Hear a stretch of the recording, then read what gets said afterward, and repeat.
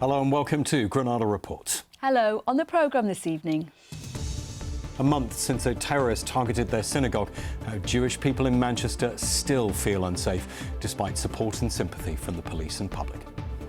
That shouldn't be how it is now in England in 2025. That's 1939, that's not now. Accused of crossing the line between free speech and crime, Joey Barton goes on trial for posting malicious messages online. Making their mental health better by making things, the start of a series of special reports on how people are helping themselves feel happier. It's joy for Jeffrey, a surprise party for the RAF hero who's reached 100 years old. And it was a busy old weekend for weather and events, and lots coming up this week as well. However, it's looking far from calm. All the details coming up shortly.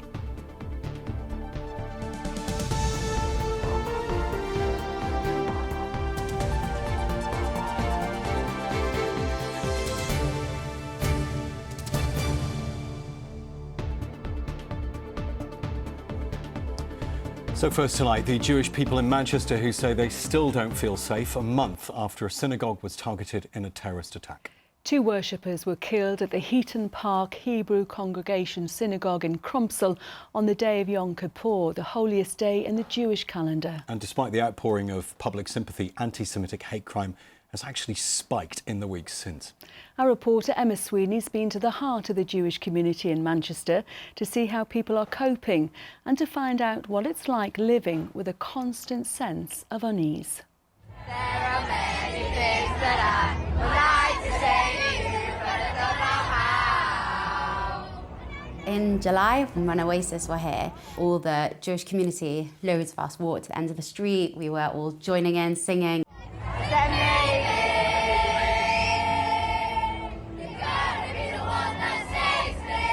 It was just the most gorgeous atmosphere. Contrast that 4 months later, and we're around the same area, and it's just such a different picture. It's a tragedy. A month has passed since the attack on Manchester's Jewish community. The sense of unease still lingers. But the truth is, many have felt like this for a long time. There have been so many instances within the community. My daughter and her friends were walking home from school and they got chased down the road. It ended up getting arrested, but it was a hate crime. It was only because they were Jewish. That was the only reason that they'd started on them. 2 little 13-year-old girls, because they're Jewish. That shouldn't be how it is now in England in 2025. That's 1939, that's not now. Shoshi says Jewish people have been feeling particularly vulnerable since the 7th of October attack in Israel 2 years ago. So when her community came under threat in Greater Manchester, she instinctively knew what was happening. When I woke up in the morning and heard those noises, I didn't think, oh, it's in the school down the road. I knew automatically it was obviously going to be a shul. It wasn't even a question in my head. I knew that it was a terrorist attack and it would be a shul. That wasn't shocking. The man behind the deadly assault on the synagogue was called Jihad al-Shami. Unknown to counter-terrorism officers, he pledged allegiance to the extremist group ISIS as he carried out the attack, an attack which left 2 men dead, Adrian Dolby and Melvin Kravitz. Many believe it could have been far worse if not for the actions of staff and volunteers from the Community Security Trust. That's a Jewish organisation, and they exist to protect buildings, schools and synagogues. As you will have seen on the day of the terrorist attack, our volunteers were the first to be there on site, and they implemented security, and where possible they implemented some first aid, and they give this sense of security to our community, and because we are the community, we're able to understand and support. In the 3 weeks following the attack on the synagogue, Greater Manchester Police say they've recorded a spike in hate crime incidents towards the Jewish community. That's when compared to the exact same 3-week period last year. But the number of overall incidents recorded in the last year are very much on the decline. So last year we had about 450 recorded anti-Semitic hate crimes. Undoubtedly that's affected by global events and the crisis in the Middle East. Now that crisis is still going on, but this year it's around 150 recorded hate crimes. We think there's probably underreporting in those, and we need people to record and report hate crime to us so we can make sure that we deal with hate crime appropriately. But while police are keen for more people to report incidents, they're also aware that their very presence on the streets of Greater Manchester can and does help to prevent instances of abuse while building relations with communities. Everything's fine, thank you. Good. Well, listen, we'll see you again soon. Okay. All right, take care. Okay. See you later. We talk about prevention and deterrence, and the key to that is being visible within communities, having those frequent contacts, wearing the yellow jacket, doing a beat down through a particular area, or even just seeing us in our high visibility vehicles provides huge reassurance. We've made a team, if you wish, between our security system and the police. It's been great. But while some may feel reassured, others, like Shoshi, increasingly fear that modern-day Britain no longer feels like home. Emma Sweeney, ITV News, Greater Manchester. Well, joining us tonight are Rabbi Arnie Saunders from Manchester and from Southport, Imam Ibrahim Hussein, who met and prayed together in the wake of the stabbings in Southport last year. Gentlemen, thank you for coming in tonight. Both of you, welcome. Yes. Rabbi Saunders, to you first. Emma's report there showed the incredible sense of unease in the Jewish community in Manchester. It's shocking to think anti-Semitic attacks have gone up this past month. Yes, absolutely. They're quite right. A lot of people are feeling very vulnerable. Yes, the government's quite rightly given extra money for protection, synagogues and Jewish institutions and so on, and of course Islamic institutions as well. But however much money you throw at it, it's never going to be enough. So there are people who are feeling very vulnerable right now. As it happens, on a personal basis, I've not experienced any extra anti-Semitism since the attack. Quite the contrary, actually. Lots of Muslims in particular have reached out to me and many others with condolences, and for example the 3 local councillors of that particular ward, who are all Muslim, got in touch with me, offered their condolences and so on, and said if there's anything we can do, please let us know. That is so lovely to hear. But because we have seen this spike, what do you think is driving that, Rabbi? Well, unfortunately, you do tend to see when there's conflict in the Middle East, it does tend to lead to an increase in anti-Semitism, unfortunately. And I suppose there are, these marches and so on, which perhaps should be curbed. I'm not saying people got the right to free speech, people got the right to take a view on what's going on in the Middle East. But unfortunately, sometimes it gets out of hand. Singing and chanting, for example, from the river to the sea, Palestine will be free. Maybe people don't realise what they're chanting, but actually that is a chant to say we want a genocide of all the Jews in Israel. So things could have been done weeks and months ago to perhaps make life a little bit more comfortable, and on the university campuses as well. Imam Hussein, we hear of appalling attacks, unfair attacks on members of the Muslim community in the wake of terrorist attacks in the past. What have you heard from your community in the wake of what's gone on? Well, I've been attacked myself 2 weeks ago. Just good grief, really? Yeah, just for standing there, to stay to, have peace in the Middle East or whatever. And somebody attacked me personally for it's people like you. That's because of people like you, we've lost 3 beautiful girls in our town. So they're still blaming us. Gentlemen, do you think the political rhetoric that we're hearing from the politicians feeds this racism on the streets? Well, I think politicians have to watch their words, because it does resonate in the street. Yes, absolutely. Politicians, you may know I'm also double as a politician, as a councillor. Politicians have got an extra responsibility to ensure that what they say does not lead to, inappropriate behaviour. So you're absolutely right on that. But you're already, Imam is going to come and visit in Manchester. You've been to Southport.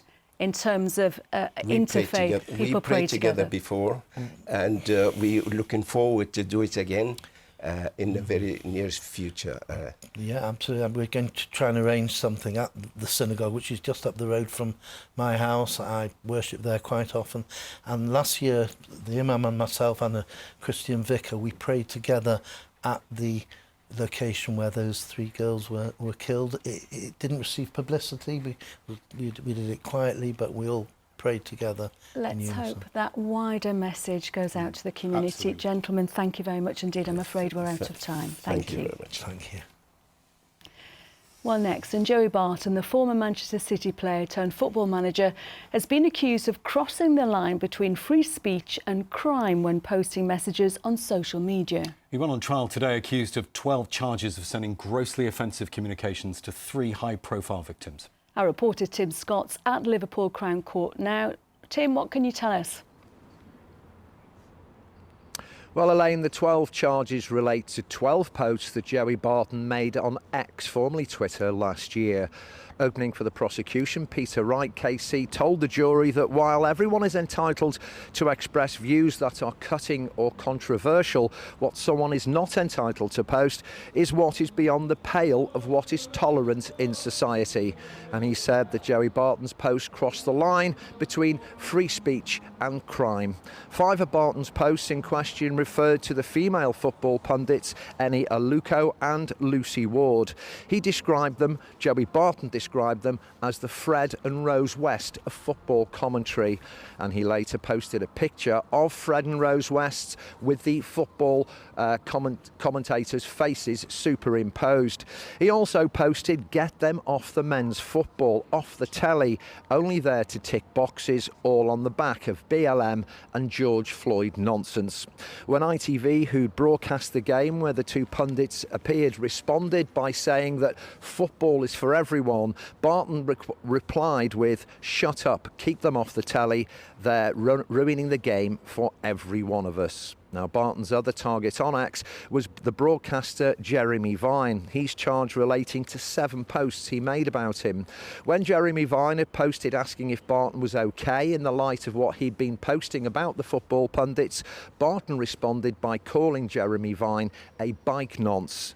Barton later posted asking if he'd been to Epstein Island and said that he'd phone police if he saw Jeremy Vine near a primary school. The jury heard that Barton remained silent when questioned under caution by police. He denies 12 counts of sending a grossly offensive communication with intent to cause distress or anxiety, and the trial will continue here at Liverpool Crown Court tomorrow. Elaine, Rob. Tim in Liverpool, thank you.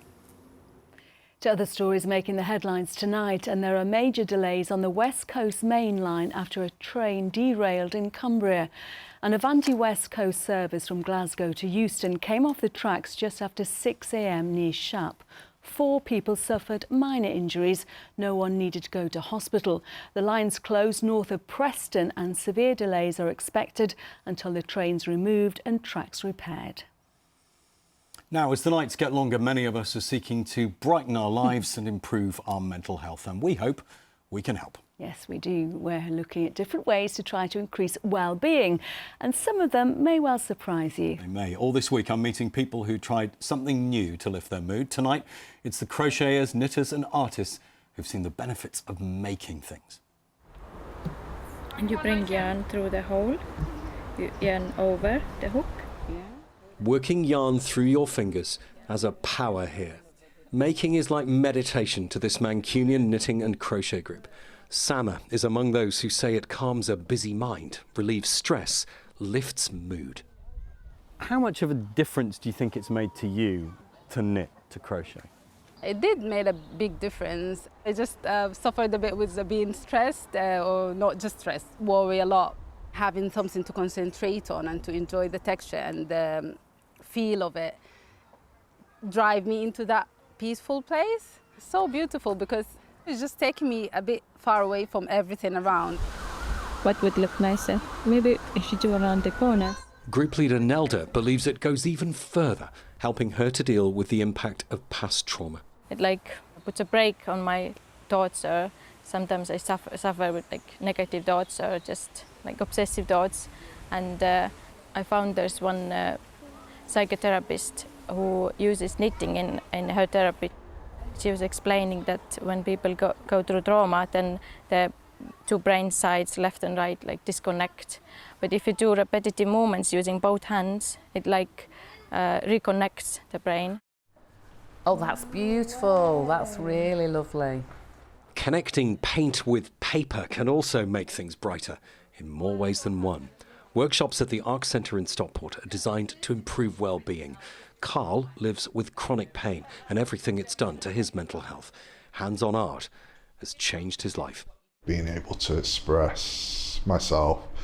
Lighting up your brain? Yeah, lighting up my brain, doing something amazing. As soon as I just got that, pen to paper, paintbrush, on there, it took me back to a happier place, to be honest. I get joy without the worry of what's going on outside. Because I want to live, I want a happy life. And as life gets happier, so does the palette that's picked, according to volunteer artist Webervi. You can almost always see the shift in shades and colors that they use initially, which are sort of like dark, and when they proceed, you will see sunsets and sunlights and shades of those color. It's light after dark. Yes, absolutely, yes. Drawing conclusions about the uplifting benefits is the work of a team at Edge Hill University in Ormskirk. This is our research team. It's led by Professor Vicky Karku, a world expert on arts and well-being. She told me study after study shows improvements in mental health. So those with a diagnosis of a mental health, as well as those without a diagnosis, can benefit from arts-based interventions. And that's very important because this has also almost as similar impact as talking therapists. That's a big finding. What would you say to someone who'll watch this and they might go, I'm not sure if that would make a difference to me? It might not be their thing, but for me, trying it just ignited that love that I had of doing things with my hand. It's not that hard. You can just learn a couple of stitches and you can make some beautiful things. You don't have to learn loads of stitches. And yeah, even do it a few minutes and you can sense the difference. That looks a good amount. You don't know until you try. I mean, it may work for you. It definitely worked for me. It's worked for others, I know. Do it. Try it.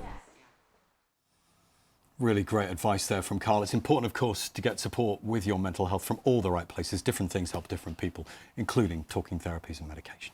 And tomorrow we'll be looking at how music can make a difference too. And if you want to find out more, there's information on our website and on ITVX. Time for sport, and Everton hope to get their strikers firing again in the Premier League tonight. Here's Mike. Yeah, they're finding goals hard to come by at the moment. Just 9 scored in the league so far this season. So, can those misfiring strikers find the target away at Sunderland tonight?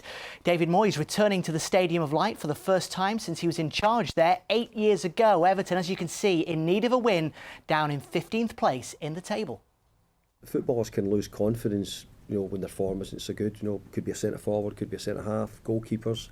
They all need to have confidence to play well. But centre forwards are the ones which sort of thrive on the feeling of getting the goals. So, look, all you can ever do is keep putting them in the right positions and hopefully that they'll get the goals. We also have to get plenty of balls in to give them those chances to do so. Well, at the top of the table, there were important wins for both Manchester City and Liverpool. Erling Haaland scored twice in the 3-1 result at home to Bournemouth. That's 13 league goals already for him this season. City second in the table, 6 points adrift of leaders Arsenal. Reigning champions Liverpool are just behind them. Mo Salah scored his 250th goal for the club in the 2-0 win at home to Aston Villa. That ends a 4-match losing streak for the Reds in the league. Manchester United have lost a little ground after their recent improvement. Amad Diallo was their hero, securing a 2-2 draw at Nottingham Forest. Elsewhere, Burnley were beaten by Arsenal. Into the Football League, and Preston North End are in the Championship's playoff places. They won 2-0 away at Southampton. Mads Frokjar Jensen wrapping up the result deep into stoppage time. Blackburn Rovers also won on their travels, 2-0 at Leicester City. That's back-to-back victories for them. As many as 11 North West clubs will be in tonight's draw for the second round of the FA Cup, including 2 from outside the Football League. Macclesfield, who we featured on Friday's programme, were impressive 6-3 winners at home to AFC Totton. Danny Elliott with a first-half hat-trick in that game, while fellow National League North side Buxton joined them in the hat tonight. How about that for a winner from captain Connor Kirby? A wonder strike in extra time, securing a 2-1 win against Chatham Town. To the Women's Super League and its 6 wins in a row for Manchester City. Japan international Ayoba Fujino scored the only goal of the game at home to struggling West Ham. City just a point behind leaders Chelsea. Manchester United are hot on City's heels. They maintained their unbeaten start to the season with a 3-2 win at Brighton. Liverpool were beaten, but Everton grabbed a draw at Aston Villa. Kelly Gago making it 3-3 in the 94th minute. Next to Rugby League, and a crowd of more than 50,000 packed into Everton's Hill Dickinson Stadium for the second Ashes Test. It made for an incredible atmosphere, but sadly it wasn't to be for Sean Wayne's England side, who'd lost by 14 points to 4 as Australia won the series. They are 2-0 up with 1 test to play in Leeds next weekend. Better news for England's rugby union team, though, who did manage to beat the Aussie Sale star. Luke Cowan-Dickie was among the try scorers in the 25 points to 7 win in England's opening autumn test at Twickenham.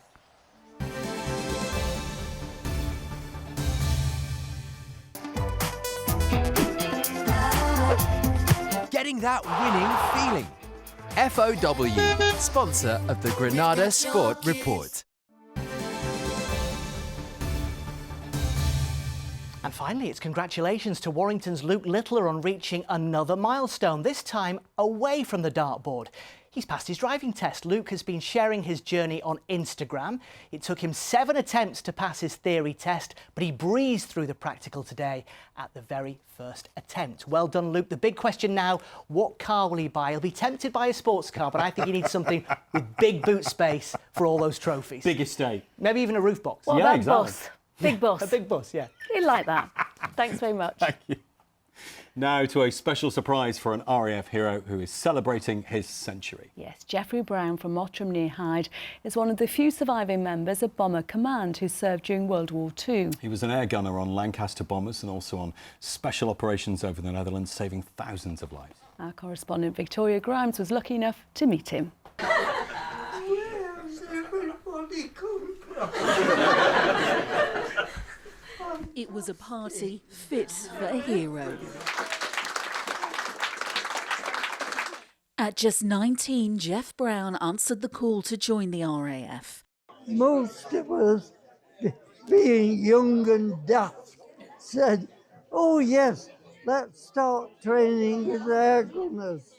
We had no idea of what we were letting ourselves in for. With 576 Squadron, he took part in one of the greatest humanitarian missions in history, Operation Manna, dropping 7,000 tonnes of food to starving Dutch people below. It was so urgently needed. 22,000 people died in Holland from starvation. They were dropping dead in the streets. What do you remember about flying in those planes? I used to fly mainly in the mid-upper turret, and you had the best view. They were so grateful, the Dutch people. They wrote messages on the ground in flowers. Thank you, boys. It was a really good feeling that you were helping to save all those lives.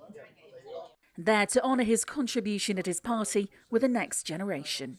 The country and the Royal Air Force owes you a huge debt of gratitude. If you talk about Bomber Command, most people think about the destructive forces, but few people know about the huge humanitarian role that they had.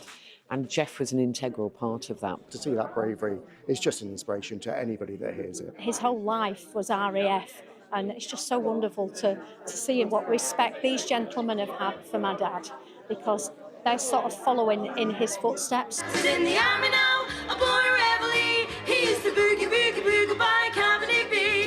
How does it feel to reach this grand old age of 100?